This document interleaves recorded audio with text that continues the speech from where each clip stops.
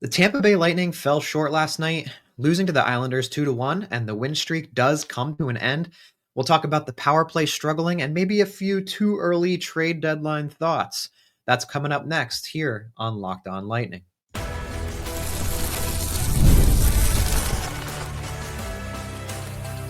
You're Locked On Lightning, your daily podcast on the Tampa Bay Lightning, part of the Locked On Podcast Network, your team every day. Welcome back to Locked On Lightning. I'm Greg Steven. Today we gave Nick the day off. He's done so much for the show in recent weeks that a lot of you guys can't see, and he deserves it. So just to me today, but moving forward, Lightning. Win streak comes to an end last night, 2-1 in New York, and we'll get to that in just a moment. But first, we want to start off by thanking everyone who tunes into this show every single day and makes Locked On their first listen of the day every day. Thank you for making Locked On the number one sports podcast network in this country. We couldn't do it without you, and we're very appreciative of all of you that support this show. That being said, today's episode is brought to you by FanDuel. If you want to be right in the middle of the action this season, visit FanDuel.com and place your NFL live bets all season long. All right, let's get into it. Last night, loss for the Lightning.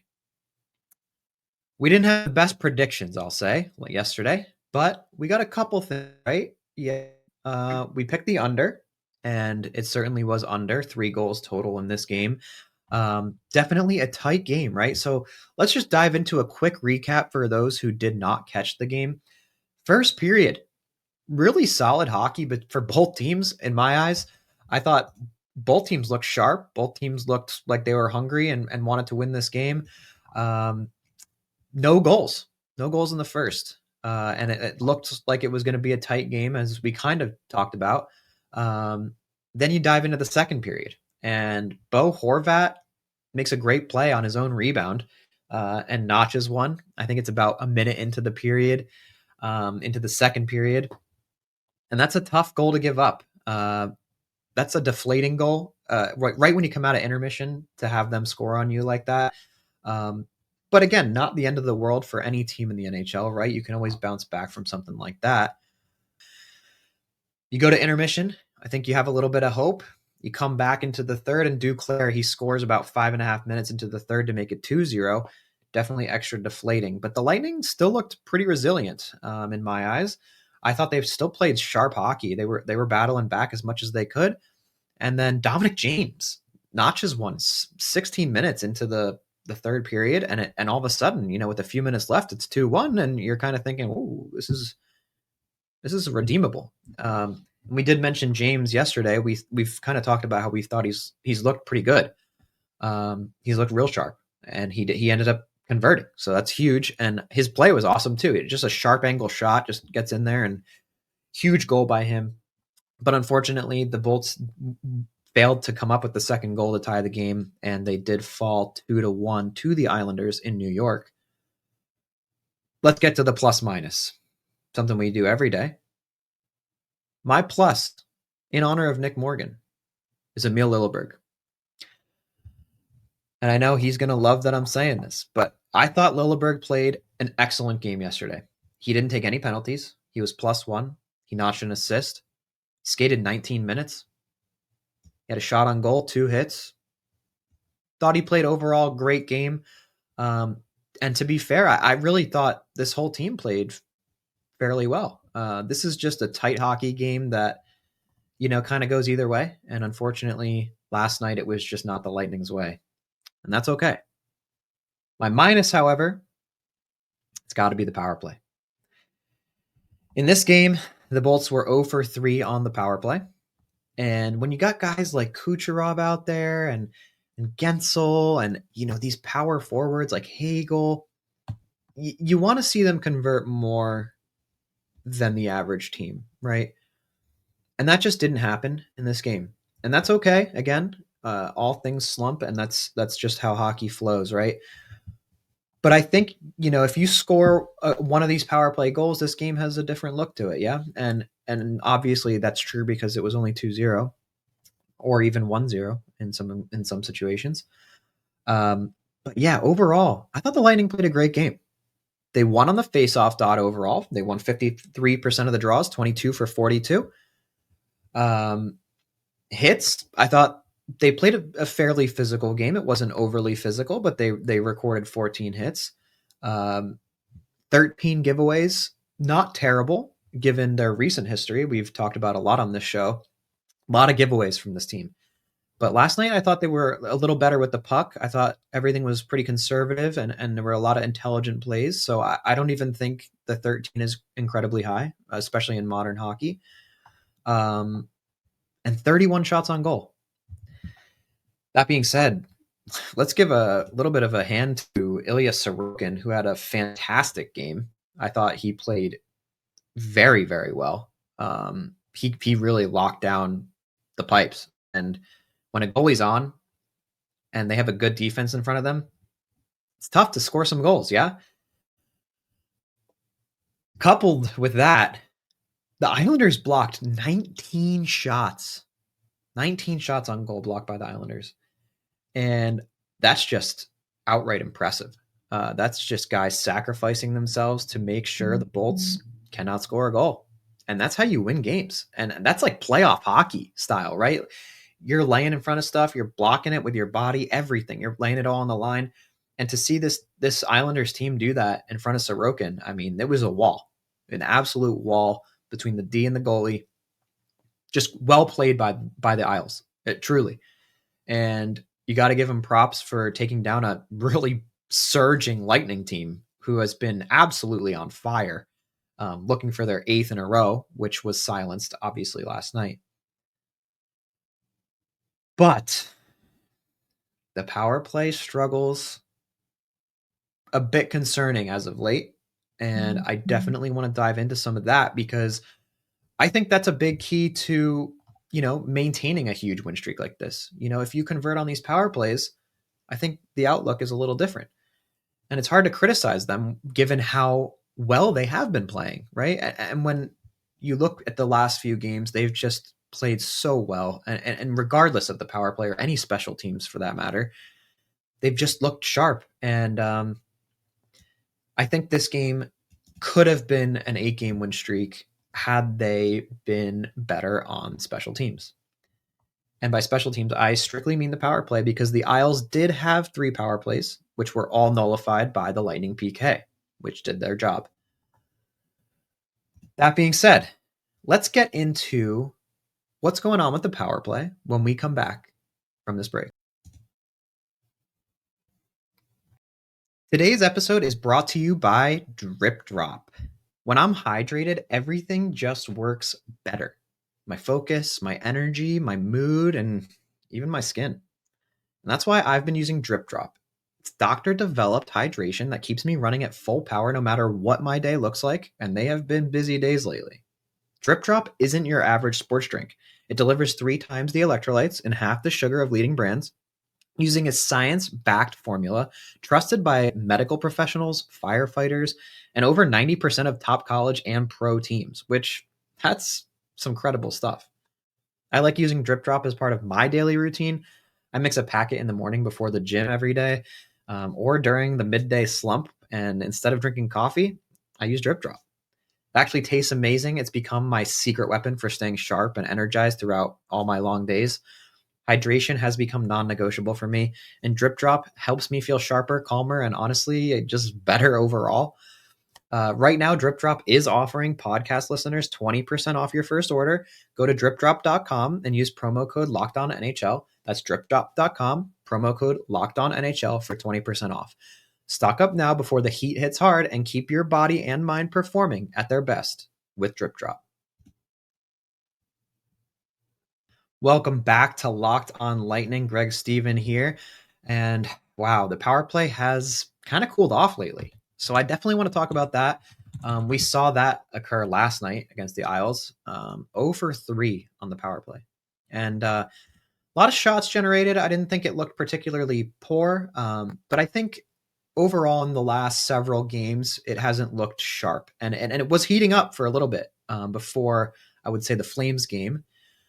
That was about 5 games ago now.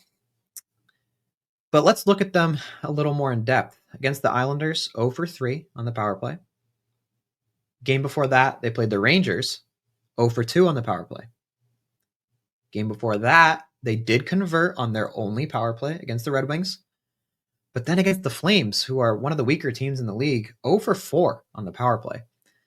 So you add those up in the last 4 games, 1 for 10 on the power play. Not so sharp for a Lightning team that you expect to be pretty deadly on the power play. You know, you'd like to see them ranked at least in the top 15. I would assume, especially with guys like Cooch and Hagel on the top line and all that stuff, right? And obviously Brayden Point is out, and I think he is a critical component to the power play for this team. Obviously, he serves as a bumper spot for the Cooch pass, and it's just another guy they really got to keep their eye on. And I think they've struggled to replace him in recent games because obviously Pointer has been out. But I would still argue that's not a reason to not convert more than one time in the last 10 power plays. I think you have the talent, you have the roster, and you got to figure out a way to at least get 3 of those 10 in my eyes. Right now, the Lightning, they convert 16.3% of their power plays. And for reference, in the league overall, that is 4th. And for a team who is top 5 in the league, that's not a great stat. It's really not. And it's even more perplexing because their penalty first in the league, 89.2% kill. So yeah, special teams are kind of flip-flopped right now. The penalty kill is elite, and it has been in recent years, as we know, but the power play has also been elite in recent years until this past year and this season, right? So yeah, there's a big argument there for Stamkos being gone. Yeah, I think with him gone, that deadly shot that sits on that hash mark, kind of in the Ovechkin spot, we'll call it, it's gone. And I think they've tried to replace that with Bjorkstrand on occasion, and they've tried cycling guys in there. They've tried moving Cooch to the top near the blue line at one point. They've tried moving Point out of the bumper spot. For a while, they put Chafee there, who isn't even on the team anymore. It's puzzling. It really is. I think they need to find a way to convert more consistently on the power play. And I think a big point that I wanted to make about this is that Hedman is out. And I think Raddysh has done an excellent job filling in that spot for Hedman as the offensive guy on defense. But it just hasn't been enough. And I don't think it's Raddysh's fault by any means. That's not what I'm trying to express. I think it's just that Hedman has been so comfortable on that power play with Cooch and Pointer and all those guys that when he's gone and his absence is very known and seen, it makes everyone else struggle around him. And I think that's a big part of this, that Hedman has been out. And to be fair, a lot of the defensemen are out, right?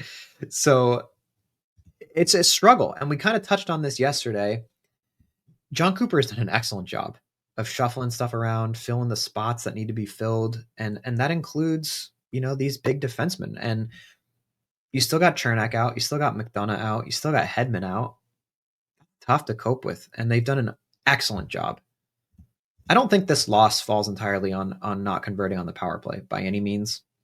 I just would make the argument that if you do convert one of these, this is a different game. And I think you score earlier with the power play, much different game, right? And then that Dominic James goal is maybe the tying goal. So the outlook could be a lot different. You could at least pick up a point and go to overtime and lose, or you win in overtime and you pick up 2, right? So it's a struggle for sure. I think though, overall, this was just a great game by the Isles. I think they did a great job of shutting everything down.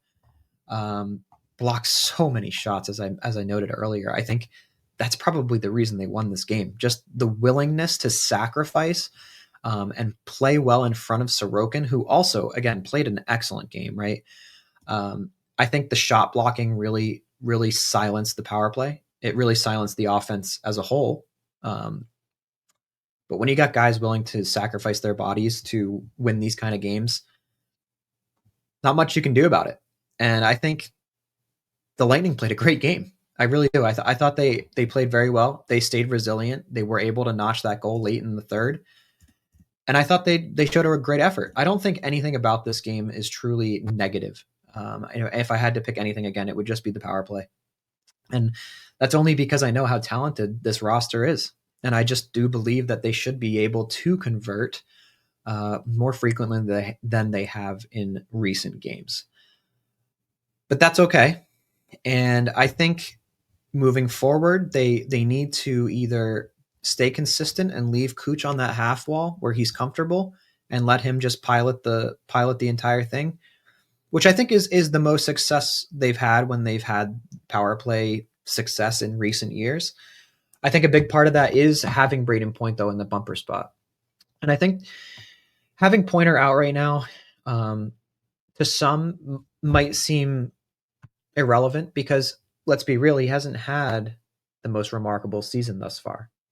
And it's a little shocking because we're so used to him being deadly and scoring consistently, and especially on the power play, providing that bumper spot or that quick pass, whatever you want to label it, for Cooch and for really anyone on the power play. But he really is that guy for Cooch, where if there's even a millisecond of a chance for Point to get a stick on the puck, Cooch is sending it there.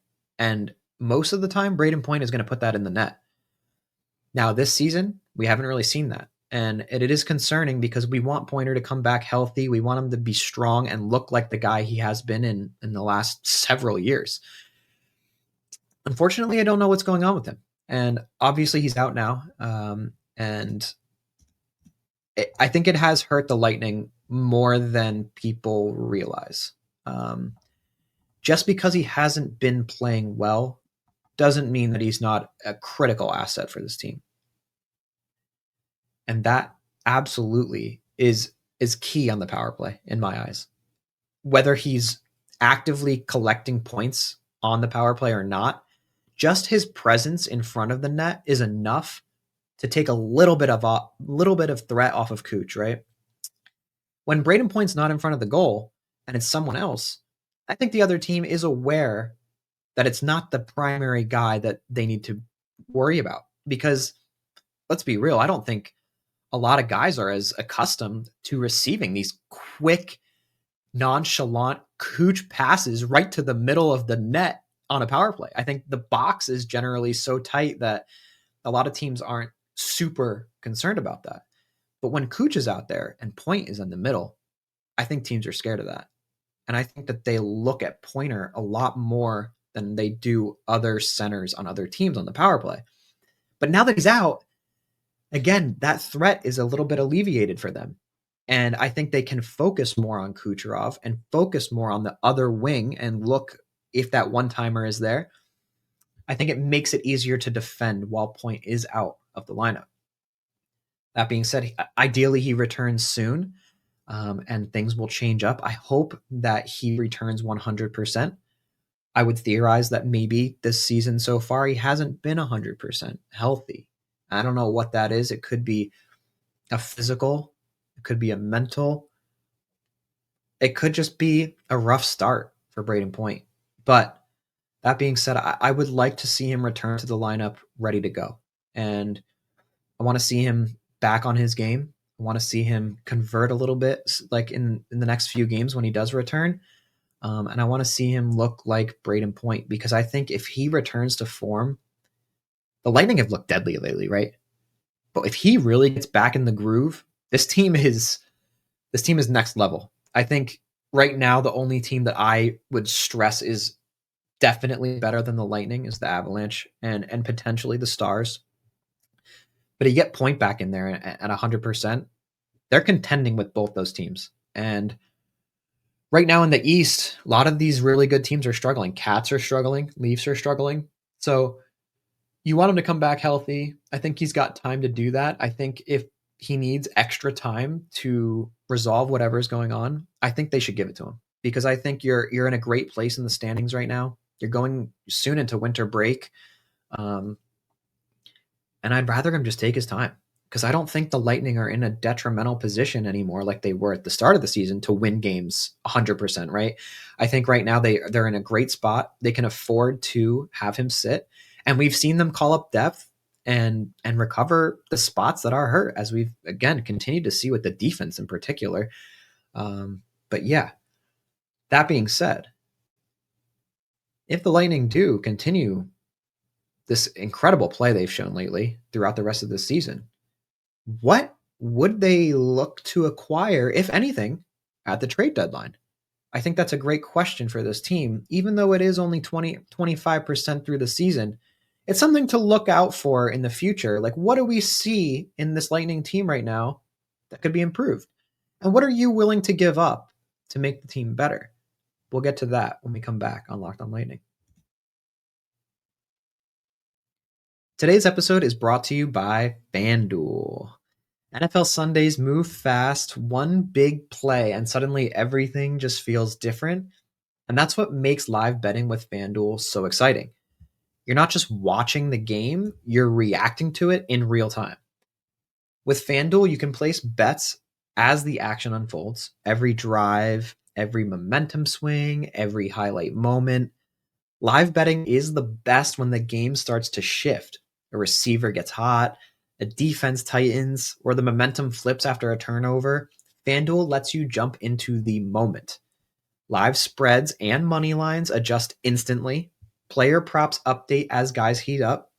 You can bet next touchdown scorers, drive results, totals, and more. It keeps you locked into every snap, every drive, every possibility throughout the entire NFL games. So if you want to be right in the middle of the action this season, visit FanDuel.com and place your NFL live bets all season long. FanDuel, the game moves fast, and so can you.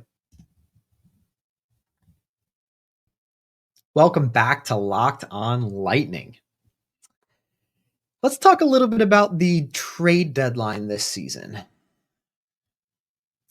Definitely too early, so don't take this as concrete by any means. This is just pure speculation based on how the season has gone thus far.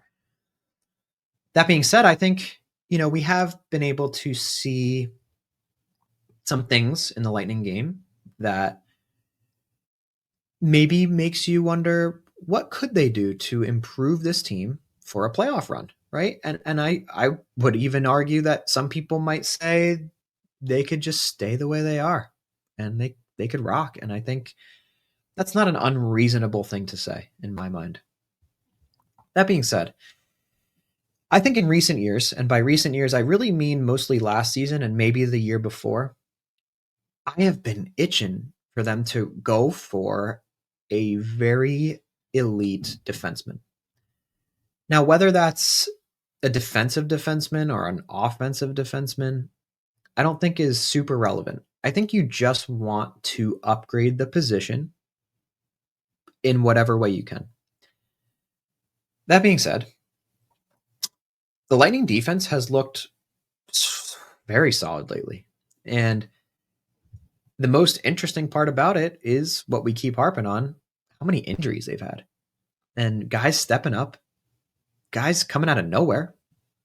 Dastu.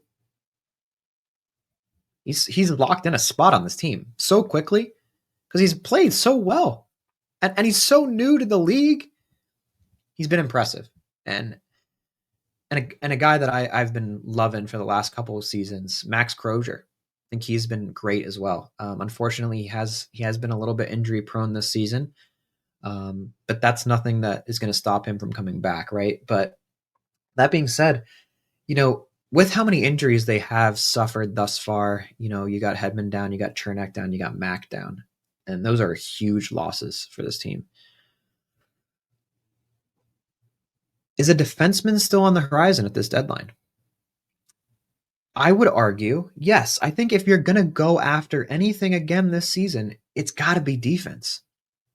I think last season when they did end up making the Yanni Gordon-Bjorkstrand trade, I was a little perplexed. I thought the offense was fine. I didn't think they really needed to bolster anything else up there, up in the front. I really thought defense is where they need to improve. Like that is it right there. You need a defensive upgrade. And that just didn't happen last season.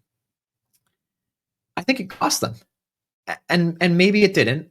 And I would even make the argument that they really lost because the Cats just shut Cooch down in round 1 last year, right? And that's so valid. But at the same time, they scored a lot of goals. And I would argue if you had a better defenseman out there last season, I don't think that happens as much. I also think right now the forward group has proved themselves thus far this season. I think they're elite. I don't think there's a almost I'm trying to think throughout the rest of the league other than maybe the Avs or the Stars, like I mentioned earlier, that has a more complete forward group. And I think the Yanni trade was much better than I anticipated. I think Yanni has been absolutely excellent. And I think their target was really Bjorkstrand, and Yanni was just a bonus because they could bring him back. But it turns out I think Yanni's actually been the reward, and Bjorkstrand has been a little bit of a bonus, but Yanni's been excellent. He's done his job. He plays well. He looks like he just lives a different life as a Bull. Not that he didn't play well abroad, right? But he returned to the Lightning and he just looks like he's 25 again. Skating fast, hard, playing every shift to his fullest ability. That being said, look at the lineup for the offense. You got Cirelli, you got Yanni, Gensel, Hagel, Cooch, Nick Paul, Brayden Point, and just that alone, deadly. But then you got guys that are filling in this season that maybe you didn't expect to see as much. Dominic James, how about that? He's been great. Gage has had a little bit less of a productive season than I anticipated. Still looks great out there. I think he still puts in a ton of effort. I don't think he costs any big mistakes or any egregious errors for this team. I think he's just settling in still. I think you just continue to give him time and give him the spot and let him shine. I don't think I've lost hope in Gage by any means. You got Holmberg, who I think when he is out there and he is in the lineup, he's looked great. He's made a lot of great plays this season so far. And then you got other guys that fill in sometimes. Jack Finley, I think he has looked excellent. He had a great break-ish away goal the other couple games back, right? And then you got Curtis Douglas, who's kind of there as an enforcer more than anything, but he's there nonetheless. I think in certain playoff matchups, you're going to want to put him out there or at least have him around, just to kind of have him hovering over some of your stars, because you don't want to see something like this rivalry with the Cats that generally turns to very bad blood every time. You don't want to see that go down again. And I think if you have a guy like Curtis Douglas, it helps you a little bit at least, more than nothing. And I think the Lightning have lacked the enforcer / physical type guy in the last couple seasons. So it's nice to see that they have a guy like that now. That's why I feel so solidified with the offense. And even Girgensons, he's just looked so good. He plays well. He finishes certain plays that, I don't think a lot of other bottom liners would finish.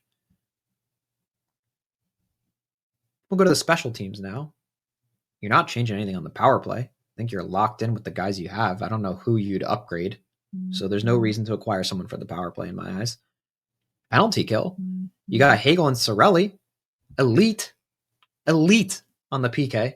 Better than anyone in the league. And they're number 1 on the PK for a reason, this team. So what do you upgrade at forward? I think the argument is nothing. I really don't. Unless someone goes down with something tremendous, some crazy injury, like if Cooch were to get hurt, or even Gensel, one of those guys goes down and you really got to fill a big void. I think that's one argument to make a trade for a forward, but right now I'm going to assume that's not going to happen. So why bother? Let me look at the defenseman. Dastu has been a huge surprise, as I mentioned earlier. He's been great. I would leave him there the rest of the season. When Crozier's healthy, I think he slots in permanently too. JJ, absolutely incredible. Best plus minus on the team. Shutdown defenseman. I think I love the pair of him and Raddysh because one is very offensive minded. The other one's very defensive minded. Such a good balance there that I think coexists beautifully. So I would leave those two at this point. I mean, Raddysh has really turned his game around 100%. And then when you get guys back like Mack and Hedman and Chernak, those other slots are filled. And right now, Declan Carlisle's been playing a little bit. We saw Santini. And I don't think they've played poorly. But right now, this defense is injury prone. And I would argue that there's nothing wrong with either sacrificing a middle tier piece to upgrade your defense or sacrificing a defense for a defense or even some picks, whatever picks they have left at this point, right? Because they've already, JBB has given most of them away, which I completely agree with for the record.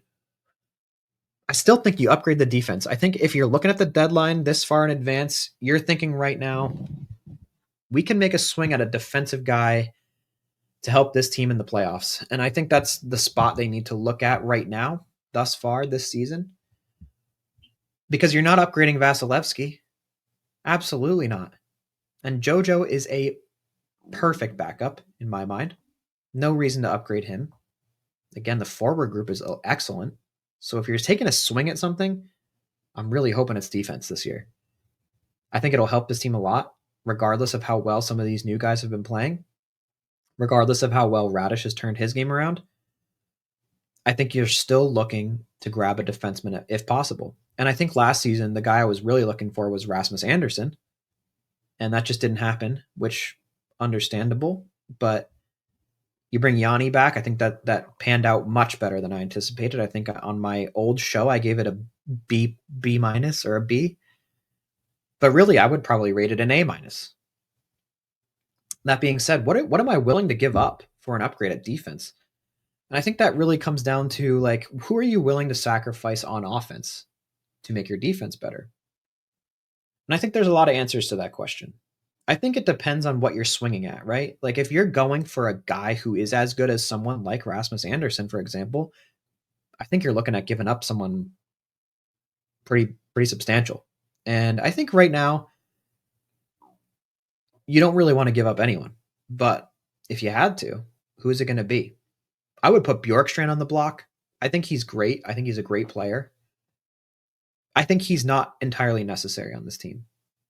And I think I would be willing to part with him for a defensive upgrade.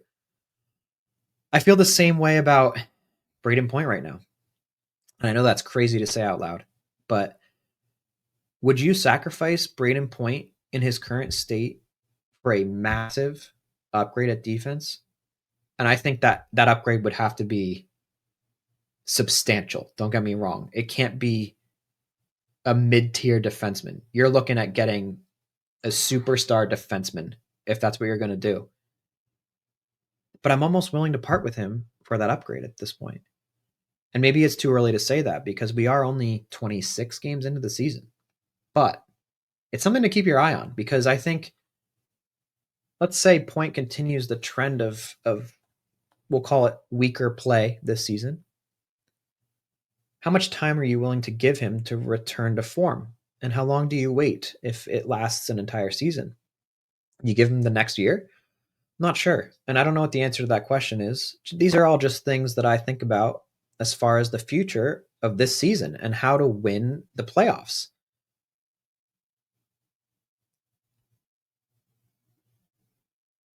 That being said, I think the Lightning have proved this season that they have a better pool of players that are not fully rostered on this team. And I'm talking guys on the crunch like Dylan Duke, for example. And he shows great leadership qualities as well. But I think the holes that would be left by any type of trade could be filled. And maybe not by the same caliber of player quite yet. But some of the guys in the AHL right now, I think, are much better than they're given credit for. And I'm okay with parting with some at least mid to high tier pieces to upgrade the defense and bring up some guys that maybe could fill in some of these roles. But who knows? We'll see.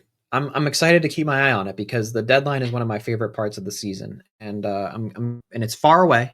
It's not anytime soon, obviously. I just thought it would be fun to talk about something that's in the future for sure, and what people think could be beneficial for this team, and what they're willing to part with to upgrade what they think needs to be upgraded. And my take is it's the defense. What's yours? Thanks for joining us on Locked On Lightning today. It's been a pleasure doing a little solo show, rambling about my thoughts about the Lightning. I'm glad Nick got a little chance to breathe and have a day off. And he will return tomorrow. We both will for another episode on Locked On Lightning where we will give a little Penguins pregame and discuss a few other things. So stick with us, and we will see you next time on Locked On Lightning.